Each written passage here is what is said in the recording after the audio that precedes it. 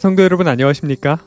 오늘도 아침 예배에 찾아오신 모든 성도님들을 진심으로 환영합니다.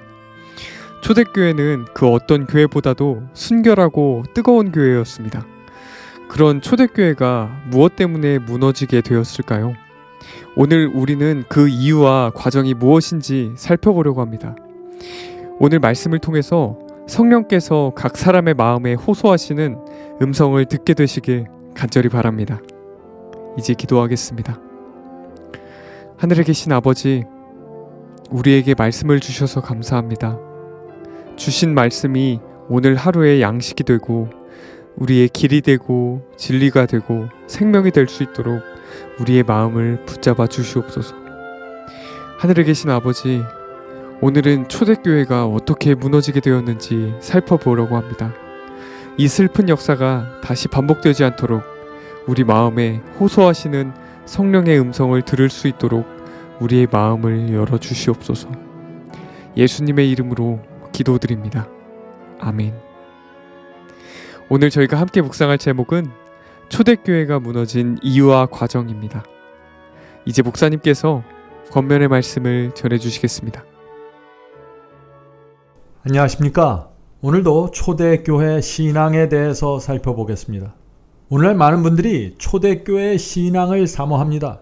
초대교회의 위대함을 칭찬합니다. 그러나 초대교회가 어떻게 무너지게 되었는지 살펴보는 사람들은 많지 않습니다. 성도 여러분, 오늘 말씀은 매우 중요합니다. 사도들의 발자취라는 책 54장에는 초대교회 교인들이 무너지는 모습이 잘 나타나 있습니다. 그렇게 뜨겁게 사랑했고 충성했던 성도들이 왜 무너지게 되었을까요? 오늘 이 문제를 살펴보도록 하겠습니다. 성령께서 오순절에 강림하신 후 그들은, 이 초대교회 성도들은 친절하고 사력있고 극기하였으며, 자, 성령의 충만함을 받으면 어떻게 된다고요? 사람이 친절하고 사력있고 극기하였으며, 희생하고 극기한다는 것이죠. 진리를 위해서는 어떤 희생도 마다하지 않았다. 이것이 성령 충만한 성도들의 모습입니다. 지금 이건 성품에서 나타나는 것입니다. 성령 충만은 날마다 교제하는 중에 그들은 그리스도께서 그들에게 명하신 사랑을 나타내었다. 성령 충만이 뭐예요? 사랑입니다. 근데 그냥 사랑이 아니라 그리스도께서 그들에게 요구하신 그 사랑을 얘기하는 것입니다. 이기심 없는 말과 행동으로 그들은 다른 사람들의 마음에 이 사랑을 불붙이고자 노력하였다. 그러나 차츰차츰 문제가 생기기 시작했다. 자, 사랑으로 연합되어 있는 그 희생과 극기에 이 초대교회에 어떤 문제가 생기기 시작했을까요? 중요합니다. 자, 보죠. 신자들은 다른 사람의 결점을 보기 시작했다. 초대교회는 다 알고만 있는 게 아니죠. 초대교회 속에서 믿음이 흔들리고 신앙이 떨어지기 시작하는 사람들에겐 무슨 문제가 나타난다고요? 같은 교회 다니는 신자들의 결점을 보기 시작한다고요. 사도들의 그 설교와 사도들의 가르침과 그 복음을 받아들인 사람들 중에 이런 일들이 생길 수 있다는 것입니다. 어떻게 해요? 저 사람은 왜 저렇게 행동할까? 저 사람은 저렇게 희생하지 않을까? 저 사람은 왜 이렇게 교만할까? 이런 생각을 하면서 초대교회가 지금 흔들리고 무너져가는 것입니다. 자, 계속해서 읽어보죠. 초대교회 문제입니다. 신자들의 실수를, 자, 같은 교회에서 예배드리는 그 형제 자매들의 실수를 생각하고, 그냥 생각하는 게 아니에요. 곰곰이 생각하고. 어떤 사람의 실수와 잘못이 나타나면 그걸 거기서 순간적으로 충격을 받고 놀랄 수는 있어요. 그러나 잊어버려야 되는데 곰곰이 생각한다는 것입니다. 초대교회가 흔들리는 모습 잘 보세요. 신자들의 실수를 곰곰이 생각하고 비평의 여지를 주어 그들은 구세주와 그분의 사랑을 잊어버렸다. 자, 서로 문제를 지적하고 비판하면서 무엇을 잃어버린다고요? 결국은 다른 사람의 결점을 곰곰이 생각하면서 무엇을 잃어버려요? 구세주와 그분의 사랑을 잊어버리게 된다. 자, 그렇게 되다 또 어떤 문제가 생길까요? 구세주의 사랑을 잊어버리면 어떤 문제가 생길까요? 잘 보세요. 우리가 지금 뭘 봐요? 초대교회가 무너지는 모습을 보는 것입니다. 그들은 외적 의식에 관하여 더욱 엄격하고 신앙의 실천보다는 교리에 관하여 더욱 까다롭게 되었다. 사랑을 잊어가면서 첫사랑과 충성이 잃어버리면서 어떤 의식과 어떤 행위에 집착하면서 교리에 까다롭게 되었다. 왜? 마음의 영적인 경험을 없어지니까 자꾸 눈에 보이는 것에 까다롭고 집착하게 되는 것이에요. 이 내적인 경험과 외적인 경험이 같이 가는 건 좋아요. 그런데 내적인 경험이 무너지면은 외적인 것에 집착하게 된다. 까다롭게 된다는 것입니다. 다른 사람들을 정죄하는 마음 때문에 그들은 자신의 문제를 보지 못하였다. 그들은 그리스도께서 명하신 따뜻한 사랑을 잃어버렸으며 무엇보다도 가장 슬픈 것은 자신들이 잃어버린 것을 의식하지 못하고 있었다.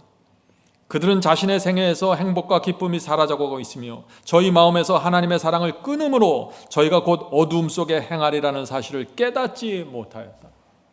성도 여러분, 참 이상하죠. 초대교회는 누가 세웠습니까? 사도들이 세운 교회예요. 핍박을 견디고 뜨거운 마음으로 신앙을 시작한 성도들이 사도교회입니다. 초대교회예요. 그런데 그 성도들이 무너졌어요. 어떻게 무너졌어요? 아무것도 아닌 것 같고 서로 비판하고 결점을 지적하고 형제의 잘못과 실수를 곰곰이 생각하고 따지고 그러면서 구세주의 사랑을, 마음속에 있던 주님의 사랑을 잊어버려 갔다. 핍박 때문에 무너진 게 아니에요. 가난해서 무너진 게 아니에요. 이 세상의 기독교 역사를 보면요, 핍박이 있고 가난할 땐 교회가 순결해져요. 그런데 오히려 핍박 때문에 무너지는 게 아니라 사람 사이의 그 관계 때문에 무너지는 것입니다. 참 이게 사탄이 하는 일이에요. 그러므로 우리가 여기서 무엇을 배워야 됩니까? 형제 사이에 문제가 없는 교회가 어디 있겠어요? 실수와 잘못이 없는 교회가 어디 있겠어요? 결점이 없는 사람들이 어디 있겠어요? 다 있는 거예요. 그러나 이런 것을 극복해야 한다는 것입니다. 신앙으로, 성령으로 극복해야 되는 것입니다. 무엇보다도 슬픈 것은 뭐라고 그랬어요? 그러나 가장 그들에게 슬펐던 것은 무엇이라고요? 자신들이 뭘 잃어버렸는지 모른다는 것이에요.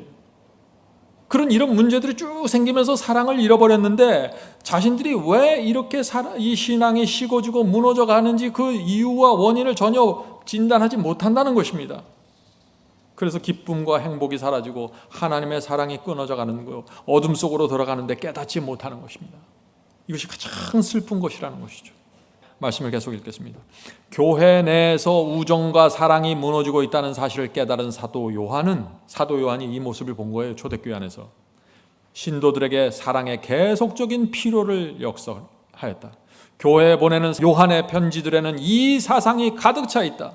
그는 다음과 같이 초대교인들에게 편지하였다. 자, 요한일서, 특별히 요한일서는 사도 요한의 그 후반부에 이 초대교회 교인들에게 사랑을 강조하고 그들에게 경고하는 메시지가 가득 차 있다는 것입니다. 요한일서 4장 7절부터 9절입니다. 사랑하는 자들아, 우리가 서로 사랑하자.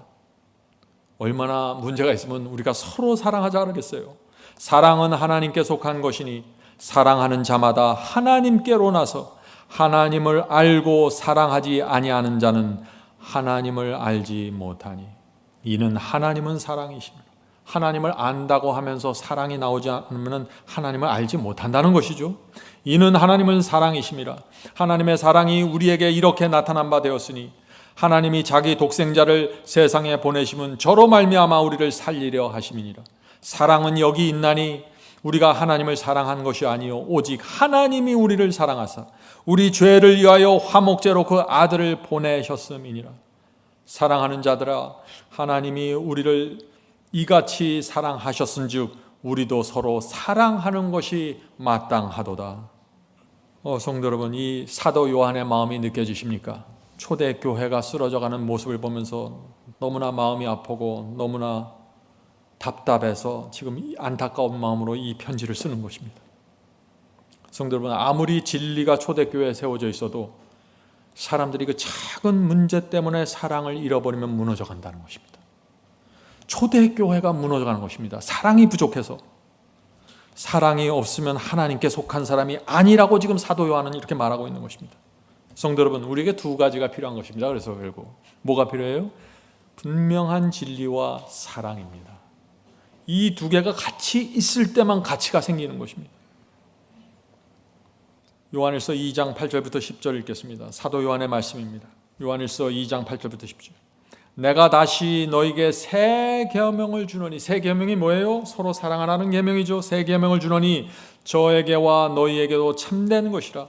이는 어둠이 지나가고 참 빛이 벌써 비침이니라.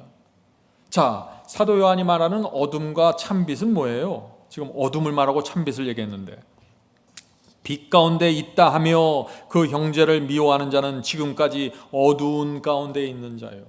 너희들이 빛을 발견하고 초대교회 안으로 들어왔다고 하면서 형제들을 미워하면 너희들은 여전히 어둠 가운데 있는 거야. 그 말을 하는 거죠, 지금.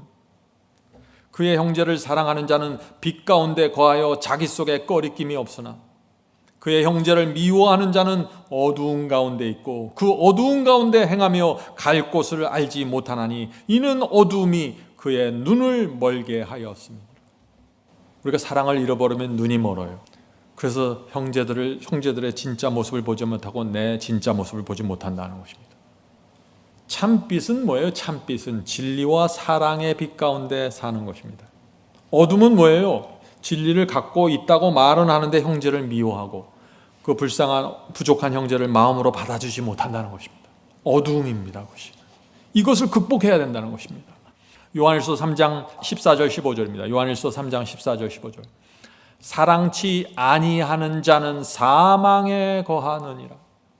누가 사망에 거한다고요? 사랑하지 않는 자. 누굴 사랑하지 않는 자? 같은 진리와 같은 복음을 가진 형제 자매를 사랑하지 않으면 사망에 들어간다는 것입니다. 그 형제를 미워하는 자마다 살인하는 자니 살인하는 자마다 영생이 그 속에 거하지 아니하는 것을 너희가 아는 바라. 그가 우리를 위하여 목숨을 버리셨으니 우리가 이로써 사랑을 알고 우리도 형제들을 위하여 목숨을 버리는 것이 마땅하니라. 어떤 사람이 사망에 거합니까? 형제를 사랑하지 않는 사람입니다. 그냥 형제가 아니라 같은 진리와 같은 복음을 가진 형제입니다.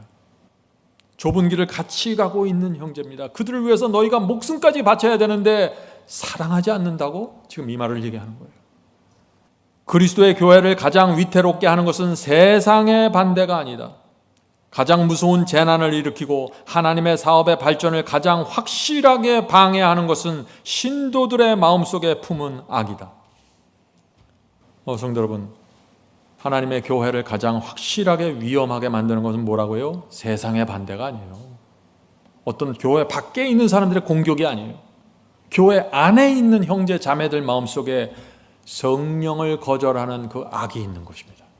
성령께서 호소하신데 그걸 놓지 않는 거예요. 그것이 교회를 가장 위험하게 만드는 것이라고요. 저는 이 모습을 많이 봤습니다. 정말 교회 안에서 성령께 사람들이 굴복하지 않을 때 그 교회가 어떤 위험 속에 빠져들어가는지 전 너무나 여러 번 봤어요. 자, 계속해서 읽어보죠. 하나님의 사업의 발전을 가장 확실하게 방해하는 것은 신도들의 마음속에 품은 악이다.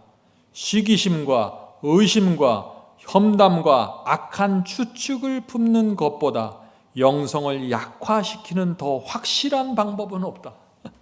참 표현이 기가 막히죠. 우리가 4가지 확실하게 피해야 된다는 거예요. 4가지. 뭐예요? 그게 4가지 확실하게 피해야 될 것. 시기심, 의심, 험담, 악한 추측입니다. 악한 추측. 자꾸 다른 사람의 마음을 들여다보고 다른 사람의 동기와 의도를 들여다보면서 추측하는 거예요. 그것도 악한 방향으로. 좋게 생각해 주는 게 아니라 악한 방향으로. 성도 여러분, 제가 지금까지 살아오면서 경험한 건데요. 이 4가지 덫에 걸리면은 참 영적으로 형편없이 무너집니다. 굉장히 조심해야 돼요. 시기심, 의심, 험담, 악한 추측. 굉장히 무서운 것입니다. 자, 계속해서 읽어보죠. 그 반면에 하나님께서 당신의 아들을 세상에 보내신 것에 대한 가장 강력한 증거는, 자, 앞에선 부정적인 걸 얘기했고 지금은 아주 긍정적인 꼭 필요한 신앙의 그 요소를 얘기하는 것입니다. 하나님께서 당신의 아들을 이 세상에 보내신 것에 대한 가장 강력한 증거는 당신의 교회를 구성하고 있는 여러 다양한 기질을 가진 사람들 가운데 존재하는 조화와 연합이다. 이것을 증거하는 것은 그리스도를 따르는 사람들의 특권이다. 성도 여러분, 우리가 정말 하나님의 아들을 믿는 가장 강력한 증거가 무엇입니까? 이 교회 안에 다양한 기질을 가진 사람들이 있는 것입니다. 도무지 이해할 수 없는 기질과 개성들이에요. 도무지 어울릴 수 없어요. 세상 같으면 만나고도 싶지 않은 그런 기질과 개성이에요. 그러나 교회 안에서 사랑을 통해서 그것을 받아들이고 조화를 이루면서 연합을 한다는 것입니다. 이것이 이 교회 안에 진리와 사랑이 세워졌다는 증거라 하는 것입니다. 이것이 어떻게 가능할까요? 자, 이것을 어떻게 가능하는지 보세요. 이렇게 해야 가능하다는 것입니다. 그러나 이 일을 행하기 위해서 그들은 자신들을 그리스도의 명령하에 두어야 한다. 그 사람의 지시와 그 사람의 명령 밑에 있는 게 아니에요. 우리 각 사람은 그리스도의 명령 밑에 있어야 된다는 것입니다. 각자가 그리스도의 음성과 그리스도의 지시를 받으면서 성령의 감동을 받으면서 거기에 굴복하고 가면 어떤 결과가 생겨요? 아무리 다른 개성과 아무리 다른 기질이 있더라도 조화와 연합을 이루게 된다는 것입니다. 그것이 우리가 하나님의 아들 그리스도를 믿는다는 명백한 증거라고요. 저는 이 말씀 얼마나 좋은지 몰라요. 이건 도무지 세상에서 찾을 수 없는 명백한 증거가 교회 안에서 나올 수 있는 방법이 이것입니다. 자, 계속해서 읽어보죠. 이 일을 행하기 위해서는 그들은 자신들을 그리스도의 명령하에 두어야 한다. 그들의 품성은 그리스도의 품성에, 그들의 뜻은 그리스도의 뜻에 따라야 한다. 우리는 사람을 따르는 사람들이 아니에요. 그리스도의 뜻에 굴복하고 그리스도의 성품을 바라보면서 내 성품과 다를 때 그리스도의 성품에 굴복하는 것입니다. 그러면 여기서 조화가 이루어지고 여기서 섬기는 정신이 나타나고 여기서 완전한 연합이 생기는 것입니다. 성도 여러분, 제가 항상 설교할 때 가장 강조하는 게 뭐예요? 성령께 굴복하라는 메시지잖아요. 제가 그것이 되면은 성령께서 우리 양심에서 내려놓으라 하는 거 내려놓고 굴복하라 그럴 때 순복하고, 이렇게 될 때 이 교회 안에 조화와 연합이 이루어진다 하는 것입니다. 유일한 방법이에요. 그리스도 아래 굴복하는 것입니다. 그리스도께서는 새 계명을 너희에게 주노니 서로 사랑하라. 내가 너희를 사랑한 것 같이 너희도 사랑하라고 말씀하셨다. 얼마나 놀라운 말씀인가. 그러나 그 말씀은 얼마나 빈약하게 실용되고 있는가. 오늘날 하나님의 교회에는 슬프게도 형제의 사랑이 부족하다. 그리스도를 사랑하라고 공언하는, 사랑하노라고 공언하는 많은 사람들이 서로 사랑하지 않는다. 많은 이 초대교회 교인들이 다 나는 주님을 사랑합니다. 나는 하나님을 사랑합니다. 나는 주님께 충성할 것입니다. 다 이렇게 공언하는데 바로 옆에 있는 형제 자매들하고는 사랑이 안 된다고요. 섬기질 못한다는 것입니다. 이 초대교회 신자들이 서로 사랑할 때는 교회가 크게 힘있고 강력한 에너지를 갖고 복음이 전파되는 것입니다. 근데 사랑이 식어가면 어떻게 돼요? 교회에서 희생이 사라지고 섬김이 사라지고 봉사가 흔들리게 되는 것입니다. 자, 계속해서 읽죠. 불신자들은, 자, 세상에 믿지 않는 사람들은 그리스도인이라고 공언하는 사람들의 신앙이 그들의 생애에 성화시키는 가마를 끼치고 있는가를 지켜보고 있으며, 자, 세상 사람들은 우리를 보면서 정말 저 사람들이 주님을 믿는다고 하는데 나랑 다른 게 뭐지? 정말 저 사람의 마음속에 거룩한 가마력이 있는가? 삶 속에 그걸 지켜본다는 거예요. 그들은 품성의 결점과 행동의 모순을 분별하기에 민감하다. 세상 사람들은요, 우리를 지켜보면서 아주 예민하게 치고 들어와요. 너 맨날 밥 먹을 때 기도하고 뭐 어디 교회 다닌다고 하는데 그게 뭐냐 하고서 자꾸 놀리죠. 치고 들어온다는 것이에요. 특별히 우리 주변에 믿지 않는 가족들이 있을 때, 믿지 않는 친구들 다 지켜보고 있는 것입니다. 뭘 지켜봐요? 믿는 사람과 자기 믿지 않는 내가 얼마나 다른지 보겠다는 거예요. 그걸 보는 거예요, 지금.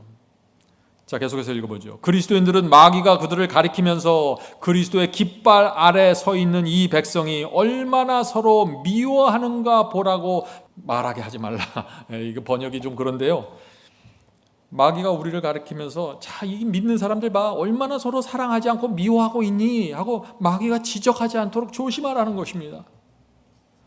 그리스도인들은 모두 동일한 불멸에 관한 복된 소망을 가진 한 가정의 가족이다. 성도 여러분, 우린 가족입니다. 그런데 보통 가족이 아니라 불멸의 영광을 바라보는 그 소망으로 연합되어 있는 가족이라는 거예요.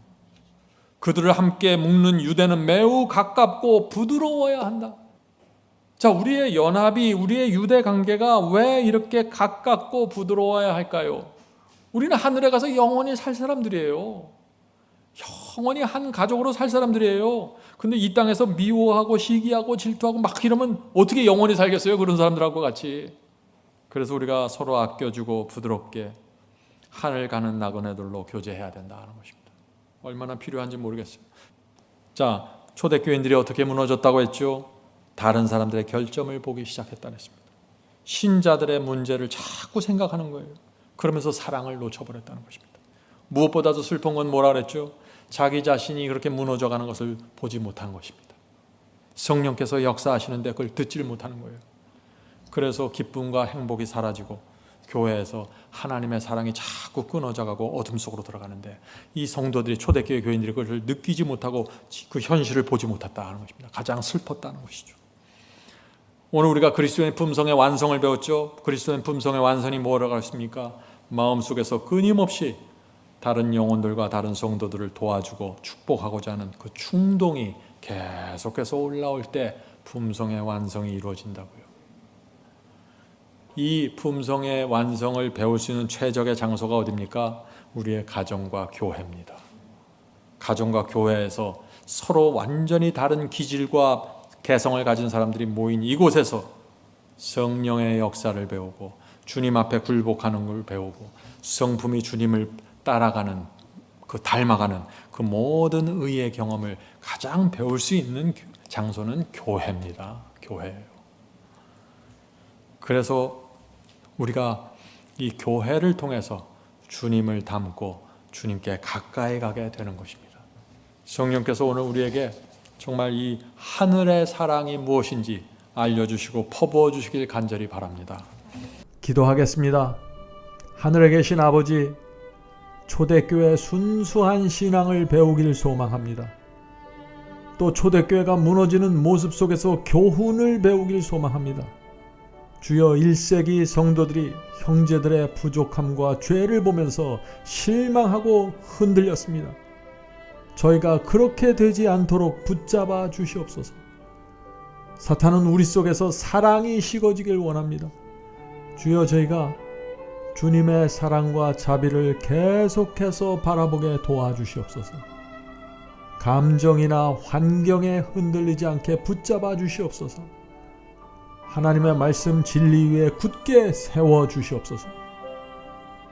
오늘 예배에 참여한 성도들에게 축복하시고 오늘 하루 종일 성령의 은혜와 감동으로 인도해 주시옵소서.